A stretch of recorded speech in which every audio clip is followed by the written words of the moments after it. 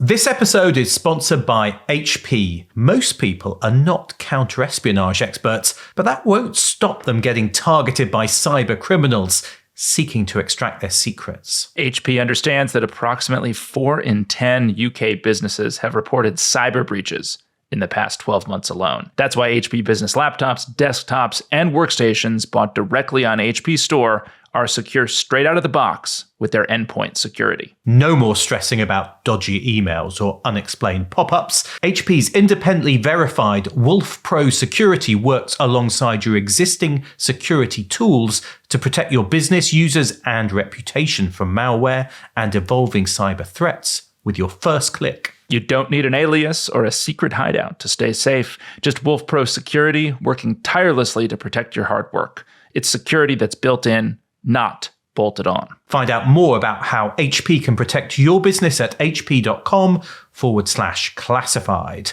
Podcast listeners benefit from a 10% discount on all business PCs, printers, and accessories using the code TRIC10. Terms and conditions apply.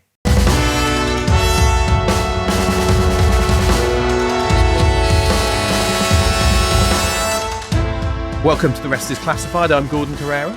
And I'm David McCloskey. And this is the second, David, in our emergency series, looking at that US mission that took out Nicolas Maduro in Venezuela. Our first episode, we looked at the operation itself, and we recorded that on Sunday, January the 4th. We're recording this Monday, January the 5th, so about kind of 15, 18 hours later, really just a couple of days after the first news broke. And in that first episode, we looked at how the operation itself unfolded, how the US pulled off this, really surprising move of being able to capture the sitting leader of Venezuela. And I guess this time we're going to step back a bit and look at the whys, but there are a few more details emerging, aren't there, David, about the operation itself just in the last few hours. Gordon, I'm furious. It's Monday morning. It's actually quite early my time, but I'm already furious with you. Why? I had a quote from the Jack Ryan Amazon series about Venezuela that you hacked out of our notes. You had a long quote from a fictional TV series with someone talking about Venezuela. And I was like, hang on a sec, the fact is better than the fiction, which is maybe should be my general kind of battle cry about you fiction writers. Except when it comes to my novels. We don't need spy fiction. We don't need thrillers. We got the real life stuff going on. Yeah, exactly. Been ruined by reality. But it was a very illustrative John Krasinski quote from the Jack Ryan series. They called it, Gordon, 6 years ago, I think, maybe, when they ran the second season of Jack Ryan, and it was all set in Venezuela. And I actually distinctly remember watching it with my wife and commenting that there's no way that the agency would just be able to fly helicopters sort of willy-nilly through Venezuela, because they're just sort of taking off and landing and, violating Venezuelan airspace at will. And then look, 6-7 years later, I'm totally wrong. But you're right, Gordon. We do have some updates, I guess, some things that have kind of come in over the past 12 to 15 hours on the raid that I think don't materially change the story from the first episode in the series about exactly how Operation Absolute Resolve went down, but do add some detail to it that I think puts a point on really the incredible intelligence picture that the White House, the CIA, Delta Force, all of the different agencies involved in planning and participating in this operation had at their fingertips. So some of the things that have come out, I do want to actually hat tip. There's a great journalist named Jack Murphy who's got a Substack called The High Side. What he has revealed in an update to some of the stuff he was putting out as the operation was going on is that CIA ground branch officers, and we talked in the first episode, Gordon, about that team that was on the ground. They were on the ground in August in Venezuela. The planning for the operation didn't really start in full force until September. One of the things that does seem to be more and more clear, and again, I think we'll get more information on this in the coming days, but the role that recent defectors, really high-level defectors from Venezuela, played in helping build source networks on the ground that the agency and Delta Force were able to leverage, because it seems like there was a defector, a guy who had actually run one of Venezuela's intelligence agencies, someone who would run a state-run oil company.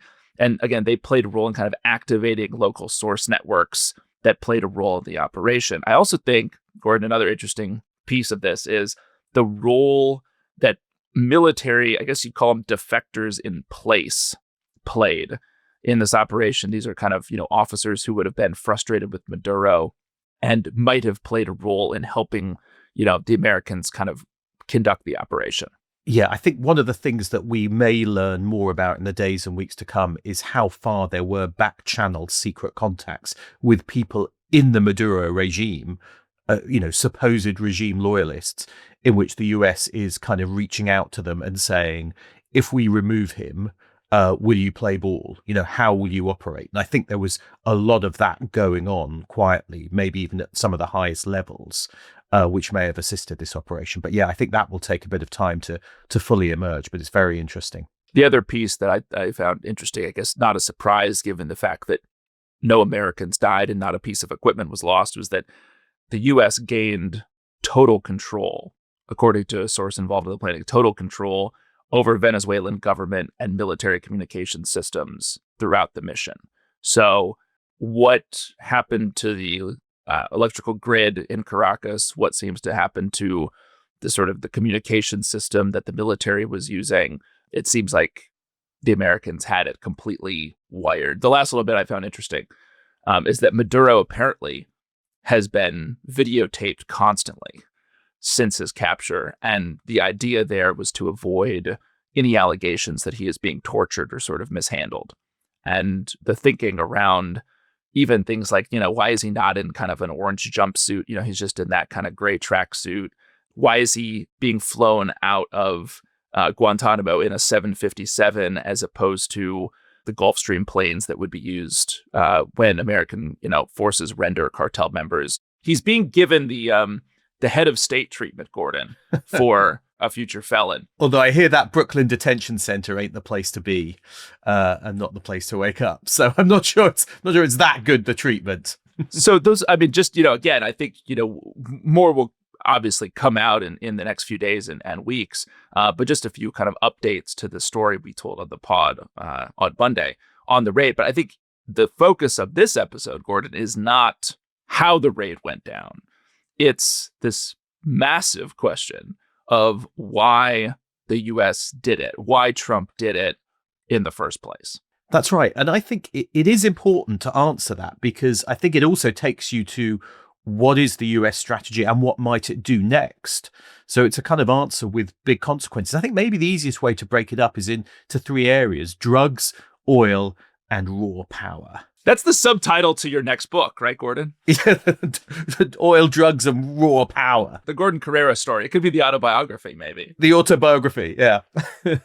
But yes, technically, this was a law enforcement operation with the military acting in support of DOJ and DEA to bring him to justice. So I think it's worth maybe looking at the drugs first, because I think it is the overt or part of the overt justification. And President Trump described Maduro as the kingpin of a vast criminal network trafficking drugs into the US, flooding the US with lethal poison, which was killing thousands of people. So the claim here is that Maduro was a narco-terrorist head of state conspiring to smuggle drugs into the US. And over the summer, the bounty on him, stemming from existing charges, was doubled to $50 million.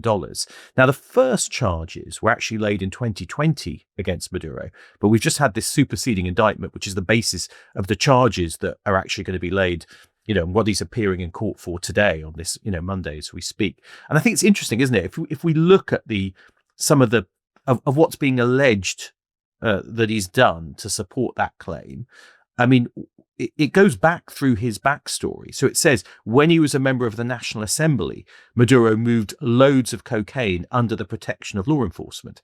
As Minister of Foreign Affairs, Maduro provided Venezuelan diplomatic passports to drug traffickers and facilitated diplomatic cover for planes used by money launderers to repatriate drug proceeds from Mexico to Venezuela. And that then, as he becomes head of state, when he succeeds Hugo Chavez, that he presides over this kind of narco-terrorist state, which is also partnering with what are called by the US narco-terrorist groups from Colombia, the FARC, the ELN, the Sinaloa cartel, a whole range of different criminal and drug networks. I think the most interesting bit, though, is that there is this idea that he sits atop something called the Cartel de las Soles. Have I pronounced that right? How was that? I think it was not. I mean, I don't speak Spanish. Listeners to the pod will know that, but I think that was not. You could do better. Cartel of the Suns. Let's just call it the Cartel of the Suns, because I think that might be easier.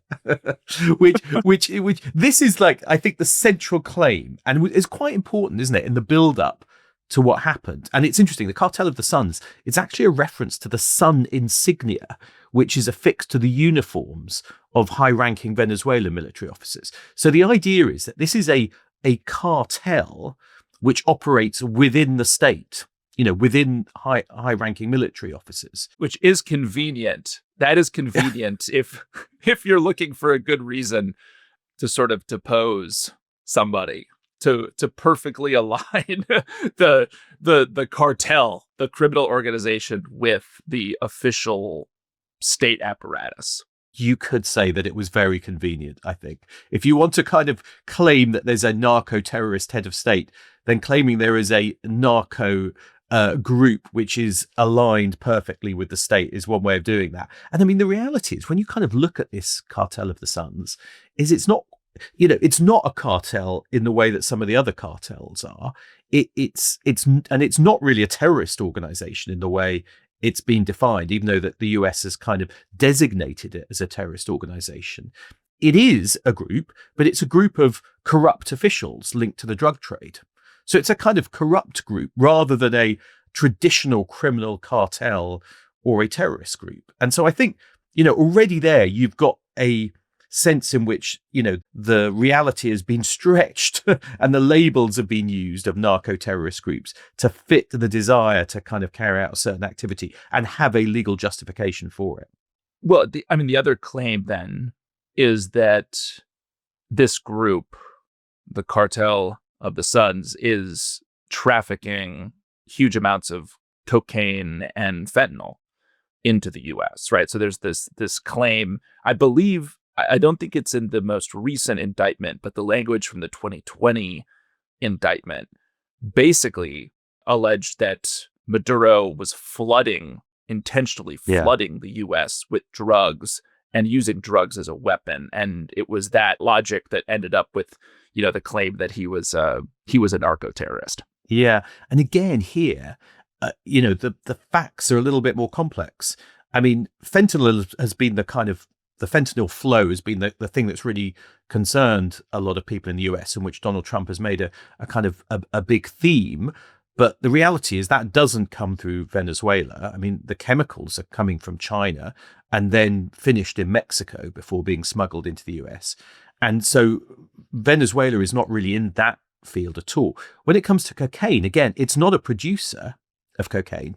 Its main role seems to be a transshipment point for cocaine, which is coming out of Colombia. And interestingly enough, it's after the Medellin cartel was being dismantled in the early 90s.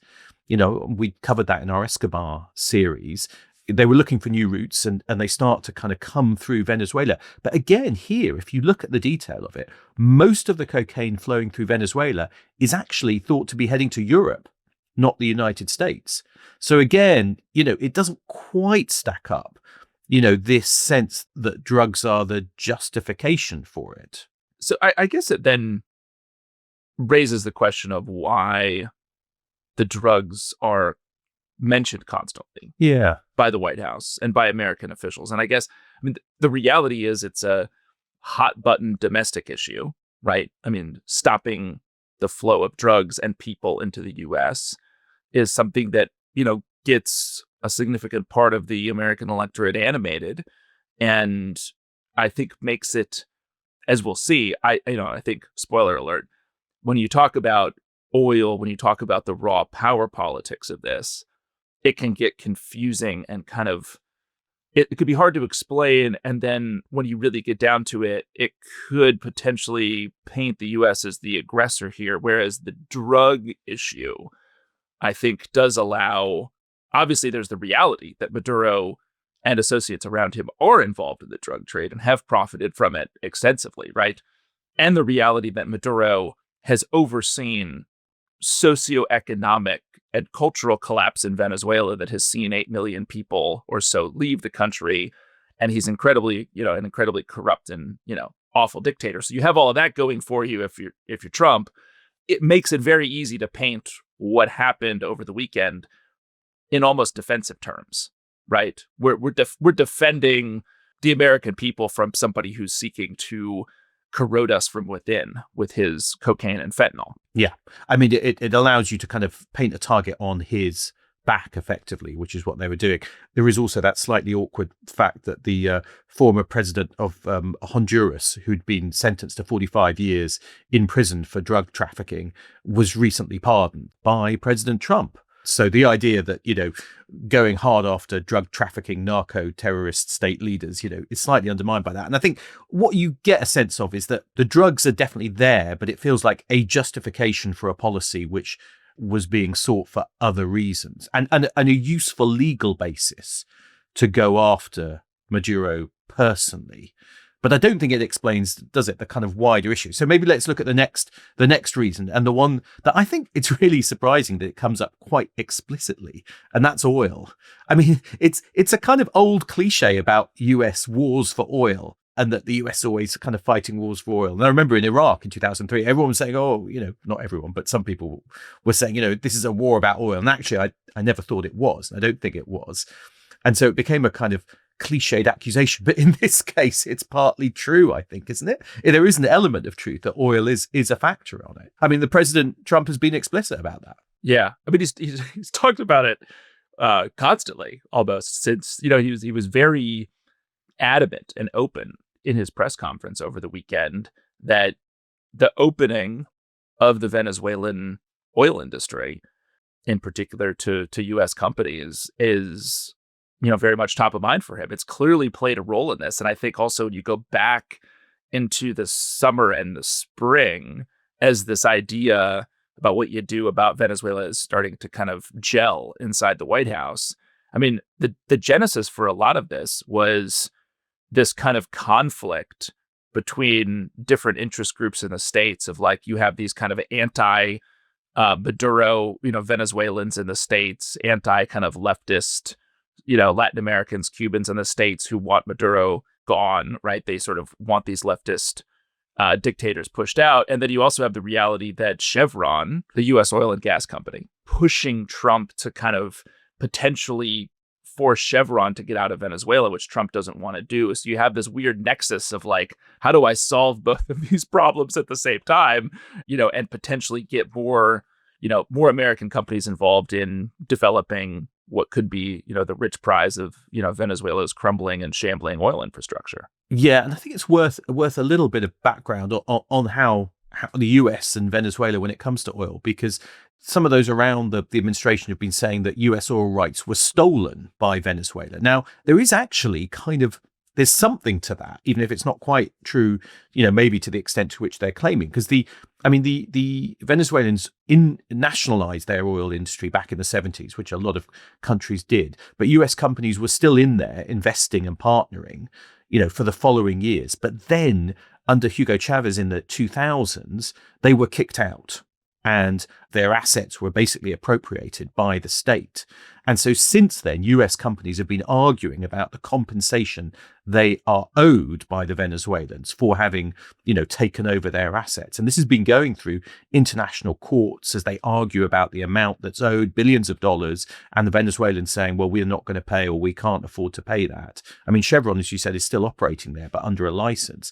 But there is this issue which has been kind of going back and forth about compensation that the US says it's owed by Venezuela.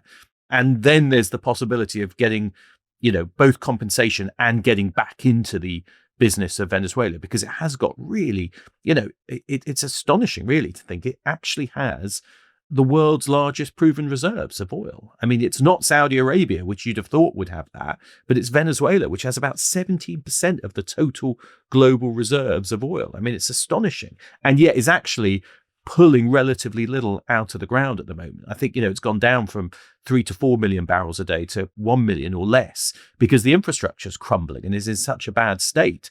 So, you've got this kind of very tempting thing of a huge reserve, but which is not being exploited. Well, and Gordon, you would have learned that right up front of this episode if we'd included the Jack Ryan clip, because he makes precisely this point. I mean, it does recall the sort of the removal of a sitting head of state who's not playing ball with half an eye on the sort of natural resources of that country. It does. It recalls an operation planned by a friend of the pod, Alan Dulles, back in the 50s, doesn't it, Gordon? In Iran. Iran. Yep, exactly. Right. Ajax or Boot, depending on which Secret Service cryptonym you enjoy. And then also Guatemala, right, in 54, where you had, United Fruit kind of looking at, the sort of prize of that country and the agency unseating a sitting head of state, maybe in part, Gordon, for corporate interest. So it does recall some highlights of past sort of covert action. This one, of course, a completely overt action. But nonetheless, a lot of similarities. I think one interesting fact, though, is that the Venezuelan oil industry has been massively suppressed, but the one country which is working with it and invested in it is China. And most of its oil is going to China. And that's where, China's interests have lain. So there is something which you can see also going on in the US, calculation is we can get our companies in and get access to these riches. And we can also squeeze the Chinese out of our backyard.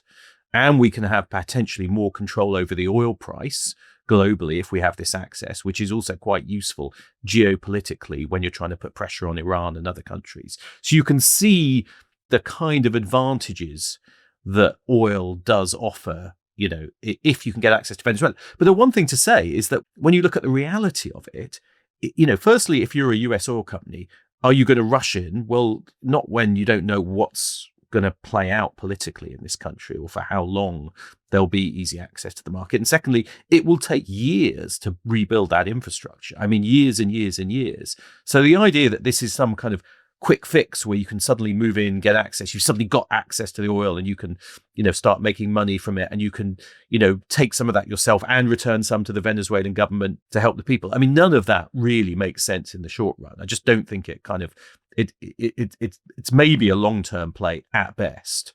Well, there, I think, Gordon, with maybe oil a factor, but not explaining the entirety of the reason for ousting Nicolas Maduro. Let's take a break, and when we come back, everyone can dust off their old high school history books because we're going to talk about the Monroe Doctrine. We'll see you after the break. Well, welcome back. We left off with that wonderful teaser that you would need your history textbook for this next part, because we are going to talk a little bit, and I'm very excited for this, Gordon, about whether or not Donald Trump is reasserting the 1823 Monroe Doctrine. And I think who better, Gordon, to explain the Monroe Doctrine than a British imperialist such as yourself. Thank you for that. Although I feel like your high school classes maybe could come in useful here. Do you not remember it? Can you not recite the Monroe Doctrine? I think everyone has been brushing up slightly on it. I think its Wikipedia page has probably been busy in the last couple of months. This has probably been a very busy time for the Monroe Doctrine Wikipedia page. And that one historian who's the expert on the Monroe Doctrine, who's now like, yes, everyone wants to talk to me. So the Monroe Doctrine, David, reminding you of your history class, was not a formal treaty. It was 4 paragraphs within James Monroe, president, message to Congress, December the 2nd, 1823, about telling, effectively, those pesky other countries to stay out of the American Western Hemisphere, to keep clear. And it's interesting because, of course, America was a pretty new state at that point, hasn't got much of a military. We're only 11 years out at that point from you burning the White House, Gordon. So, Exactly. It's your own Operation Absolute Resolve, to sort of torch our White House. Was a mere 11 years which is why beforehand. It's good that you've got a Brit explaining the Monroe Doctrine, because but to be fair, it was only partly about keeping the pesky Brits out. Is also trying to keep the Spanish out of Latin America, and also, interesting enough, I hadn't realized this, keeping the Russians out of what's the Pacific Northwest, obviously, kind of close to Russia, famously, that part of the US, and trying to kind of prevent all these other countries ganging up or picking out bits of the Americas while America was kind of building its power. And it basically said, keep clear, this is our backyard. And I mean, it's interesting because we were talking about it, before the break as well, that this idea that this is America's backyard and it has the ability to assert power, that is something that, we've seen in the past. I mean, we saw it, if you think about it, we saw it in, as you said, in kind of Guatemala, 1954, there's a coup. You see it with, the attempts, which we've done on the pod, to get rid of Castro in Cuba, which failed. But, there's still that sense of we are not having a communist state, Cuba, in our backyard. And you have the kind of Bay of Pigs. And, this wasn't just something from 1823. There were elements of it which continued. But I think what's been so interesting, isn't it, is that the Trump administration this time round are really, really right from the start asserting it very, very strongly, aren't they? Well, I guess you could look at, this is more symbolic than anything, but I think it's illustrative of a sort of state of mind, renaming the Gulf of Mexico, the Gulf of America, talking about Canada as the as the 51st state. Shouldn't laugh, no offense to our Canadian friends. And of course, I mean, the talk about getting a hold of Greenland, which we talked about on episodes 22 and 23 of The Rest is Classified, Gordon. I mean, this is maybe a feature, not a bug, of Donald Trump's foreign policy. And I mean, I guess it's also been pretty much elaborated and made official in the national security strategy that came out just a month ago. Yeah. I mean, that strategy looks, because it was really interesting, because when that strategy came out, it caused a lot of shock in Europe because of the way it talked about Europe, because it had all that focus on, civilizational erasure in Europe. And it basically said nothing at all about Russia and China, but criticized, European governments. And of course, Europe was kind of slightly freaked out by it. But I remember people at the time saying, well, we just don't know whether this strategy is just a bit of kind of political rhetoric and political positioning by the Trump administration, or whether it really reflects policy. But of course, what we all should have kind of read much more closely was that actually the focus of a lot of the strategy was on the Americas, on the kind of Western Hemisphere. And now we are seeing it being, put in place, and very explicitly. I mean, that's what I think is so interesting, is this desire from the administration to kind of exert power over its own backyard and the whole of the Americas. And I mean, Donald Trump himself talks of not the Monroe Doctrine, but the Donroe Doctrine, or as it's more formally known, the Trump corollary to the Monroe Doctrine, which is basically, we are going to restore American preeminence in the Western Hemisphere and deny it. I think this is also interesting, to competitors, namely, I suppose, particularly China, but others as well, and to deal with any kind of sources of threats to the United States and its security that exist all through the continent. So, it's a very explicit piece of strategy, which even goes to, talking about the need to control strategically vital assets. And, you can see what those assets are. They are things like oil, and they are things like the Panama Canal. And they might also be strategically important assets like the territory of Greenland because of its critical minerals and its position in the world in terms of kind of missile defense and national security. It also, portrays Latin America as a source of kind of chaos to be managed by the U.S., doesn't it? I mean, it's a hotbed of the drug trade. It's the source of immigration flows to the U.S. that could be destabilizing. It's a battleground for foreign influence between the U.S. and China, right? So it's this wild neighborhood, I think, in the sort of language of the national security strategy that the U.S. needs to tame. I mean, I think the reason why I think this answer, I think, by the way, the sort of power politics answer encompasses the oil piece, right? Because oil is a component of that. And in the eyes of the Trump administration, not just the eyes of the Trump administration, the actual language of the national security strategy, key assets, if they're not in U.S. hands, they need to be in the hands of friendly actors who will sort of do what the U.S. wants. And I think you'd have to say that, the world's largest proven oil reserves, plus, we haven't talked about it, Gordon, because you cut that Jack Ryan quote, all the mines, in Venezuela. Yeah. It has a massive sort of amount of mineral deposits that are also strategic assets. You don't want those to be in the hands of the Chinese, right? And that's, I think, the logic for a lot of what the administration has done over the past couple days. And I mean, what I found interesting was just how, we were talking about the different reasons and motives for this operation, but how explicit they were. You had the legal justification, which is drugs, but that was also, clearly a kind of relatively shallow.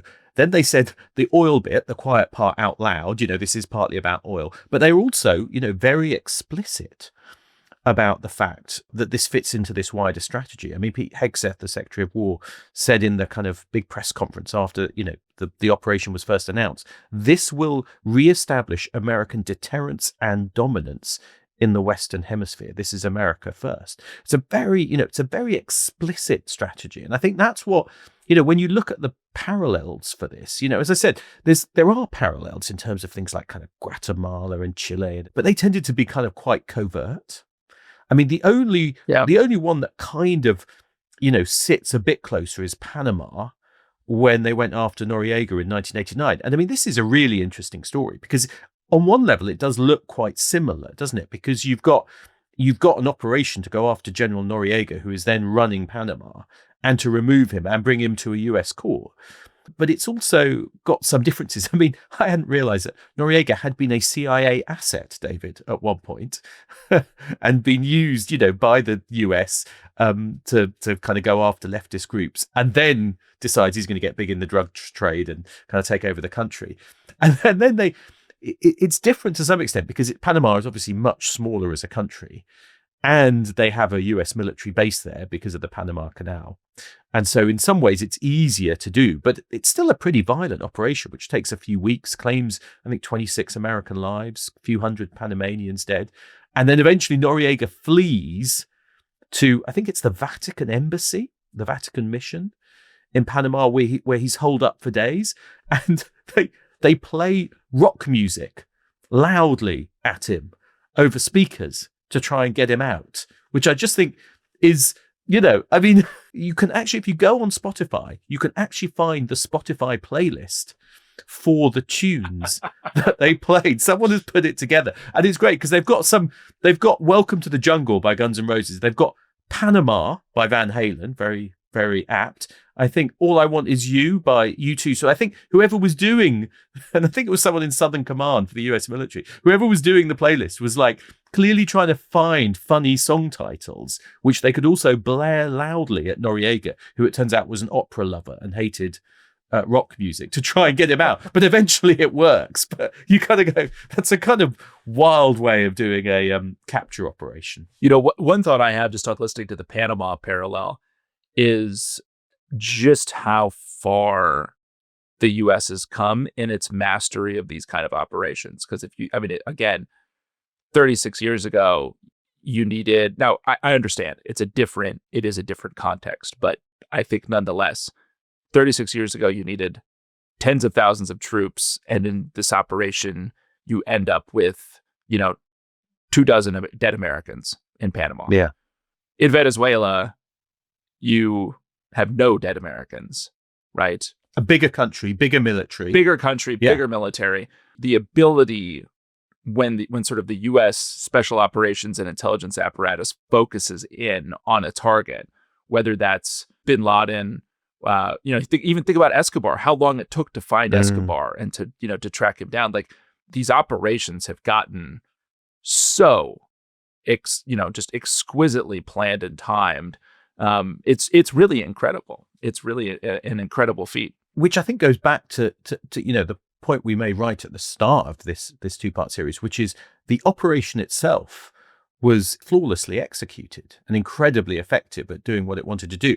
But where it leads to and what happens next is much less clear, and I think that's where, the tricky bit comes, because, it's one thing to kind of carry out that operation, but until you know what's going to replace Maduro, until you understand the kind of consequence of it, it's a lot hard to say that the overall, policy is a success. And I think, that's, perhaps where we should end up is, where does this, new doctrine and new policy, take us?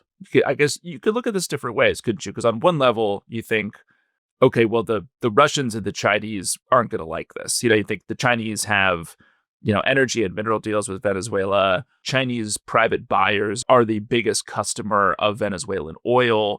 There's question marks over sort of these deals, the sort of resource extraction from Venezuela that the Chinese have been conducting. I think big question mark over that. There have been protests, of course, from Beijing about the removal of Maduro. Russia also has deals or had deals with him. So I guess on one level you don't like it. On the other level, though, you do wonder if the assertion of, I don't know, almost kind of spheres of influence to some degree, if you're Putin or Xi, you wonder if down the line an American administration might say, look, we do what we want in our backyard and you do what you want in yours, and maybe, I don't think we're there yet, but it's not hard to imagine us getting there at some point, maybe in the not so distant future. Maybe let the Russians do what they want in Ukraine and let the Chinese do what they want in Taiwan. We're not there yet. Again, I want to be clear. No. But this kind of the logic of a US backyard where we do what we want could suit other great powers as well. Yeah, I think that's right. I mean, to some extent, the Russians are already trying to do that, and they tried to do it in Ukraine. Yeah. So it's not like they could be more emboldened, but they might, see it as an opening. But I agree, if China feels like that is the new way of the world, if this is the nature of kind of power and the exercise of power, and that the US is less likely to kind of intervene over Taiwan, then you can certainly see that as plausible. So I think, in the short term, definitely a loss for China and Russia in terms of the battle for influence. And, they've lost an ally. And if you're Russia, you've lost Syria as an ally. You've now lost Venezuela. And if you're China, who are trying pretty actively to build influence in Latin America, this also potentially is a loss. But as I said, I think it's still too early to know how it's going to play out, isn't it? I think the other potentially big losers would be anti-American strongmen throughout the rest of the Western Hemisphere, right? Because Trump has already made clear that, Cuba, which has benefited from sort of below market pricing on Venezuelan oil, and had supplied the bodyguards for Maduro, many of whom presumably were killed. I mean, Trump was pretty blunt when he was asked whether the U.S. would cut Cuba off from Venezuelan supplies. He says yes. And he had words for the Colombian president, Gustavo Petro, who he told to, quote, watch his ass, which I think is, again, like, what would stop the U.S. from doing this? If you can use this legal justification of any connection to the drug trade, any profiting that you or your associates have done from drugs, if we can then come up with a legal justification that you are a narco-terrorist, we can get an indictment in the United States legal system, and then we can have Delta Force serve you with the indictment if you get out of line. I would be concerned if I were the Colombian president. Why not? I mean, you start bombing drug factories in Mexico, you put pressure on the Colombian leader, you try and squeeze Cuba. It doesn't sound like they want to invade Cuba, but they hope they can kind of, it's a weak enough regime they can kind of push it over and collapse. You have this kind of attempt to use coercive diplomacy effectively against these countries to say, do what we want or else, which works so long as, Venezuela doesn't unravel or things don't go wrong to some extent, doesn't it? Well, and we've had, again, everyone's got their history books out, Gordon, presumably at this point. I mean, we've had an era of what was called gunboat diplomacy in the United States, right? Late 19th, early 20th centuries. It's interesting that Trump has explicitly hung a portrait of William McKinley in the White House. I don't exactly know where it is, or if it had been located somewhere else in the White House and was sort of moved. Maybe someone listening could inform us. But I think this sort of symbolic elevation of McKinley, who expanded America, didn't he? Who expanded America, presided over the military seizure of the Philippines, Guam, and Puerto Rico. Right. So again, I think there's a hearkening back, to say the least, of an era where, at least under Trump, the U.S. will say it's our way or the highway in the Western Hemisphere. And I mean, before anyone points it out, the Brits may have known a thing or two about gunboat diplomacy as well, as the Chinese may tell us over the Opium Wars and various other things. Yeah. But if we go back to the kind of present day, I mean, you'd be worried if you're Greenland, and you could see in the last day or two, Denmark has been suddenly realized, well, actually, when Donald Trump has said we're going to get Greenland one way or another, and he talks about Greenland is covered with Russian and Chinese ships all over the place, you can see that now suddenly, if you're the Danes, you're thinking he may be serious about this. Now, I'm not convinced they're going to invade Greenland. I mean, they've already got a military base up there at Pitofik at Thule, which, as we talked about in the previous series, I visited many years ago. And so it may be more about kind of increasing the reach of American power on Greenland rather than actually, taking it over. But clearly, suddenly that looks much more real than it did before, I think. Well, yeah, I mean, play that one out, right? Because I think we talked in those episodes that I think the frightening, from the U.S. perspective, the frightening development would be if Greenland actually sought formal independence and secured formal independence from Denmark, and then, offered concessions, minerals, sort of ports to China, even to Russia, right? That would be the kind of situation where, what happened to Maduro or what's going on in Venezuela could directly apply, because I would argue that Greenland is much more important strategically. At least the use of Greenland sort of as a U.S. military outpost, that is more important strategically to the U.S. than anything that's going on in Venezuela. Yeah, but the Danish leader has basically said hands off, and even Keir Starmer, who's spends a prime minister who has to walk a very careful line when it comes to kind of relationships with the US, has basically said, I agree with the Danes, I stand with them, and their view on the future of Greenland. So you can sense there that the worries that are growing, and this is. The US and Denmark are two NATO countries, but if the Don Roe doctrine really does keep pushing outwards and is as aggressive as it looks, then, the tensions could get pretty real pretty quickly. But I think a lot of it does depend, doesn't it, David, on how it go, what happens in Venezuela. It's too early to say. We don't really know what their political complexion is going to be like. And, there's one lesson from previous events in things like Iraq and Libya, which is, it's one thing to remove a leader. It's another thing to kind of build a kind of stable, enduring regime. And we just don't know.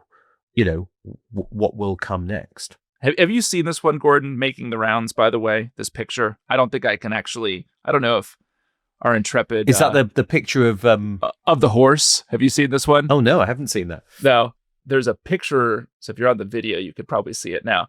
There's a picture of a horse, and the back, third is exquisitely stenciled and drawn. And it says Special Forces Operation to Capture Maduro. And then the head and the front legs look like they're drawn by a 4-year-old child with a crayon, and it says plans for future of Venezuela. That, is the sort of dynamic that we're in. I mean, Trump, said, and I think Secretary of State Rubio has tried to walk this back a little bit, but Trump said in the press conference over the weekend, he was asked who is going to be running the country. And then Trump turns and looks at Rubio, Pete Hegseth, and the chairman of the Joint Chiefs of Staff. And Trump says, the people that are standing right behind me, we're going to be running it, he said, pointing back at the three men. So, it's very unclear. But obviously, if you're a Venezuelan politician or military official now, you have to think a little bit differently about how you accommodate the United States, because it is pretty clear there are plans to do more in Venezuela. should Trump see fit to do so. Yeah, I think that's right. You've got to make some pretty hard calculations, as of other kind of leaders and other officials in other countries in that hemisphere. So we'll, I guess that is probably a good place to wrap it up. I mean, make sure you're following us on Instagram at The Rest is Classified, as we'll try and put out some more updates to this story if they emerge in the kind of next few days. I doubt this will be our last emergency podcast, though, David. Somehow I doubt it, Gordon. I doubt it. Yes. I think we're going back to history. I think next week we should be doing the story of Britain's kind of most famous and remarkable traitor, Kim Philby, an MI6 officer who sold his soul to the Soviet Union, the KGB. But, who knows? Before that comes out, we might have to kind of do another series on something else that happens. Who knows in this kind of wild world we're in. That's right. Next week we might have to further bump the Philby series out after we have deposed the Prime Minister of Greenland and the Danes. Gordon, we have to comment here, just as we wrap, on the wildness of a world where the Prime Minister of Denmark has had to say the U.S. has no right to annex any of the 3 countries in the Danish kingdom. So this is the world we're in, and I think we'll be back with another emergency pod probably in the not so distant future. So thank you all for listening to this interruption of our regularly scheduled programming. We hope you have enjoyed this deep dive, and we'll see you next time. See you next time.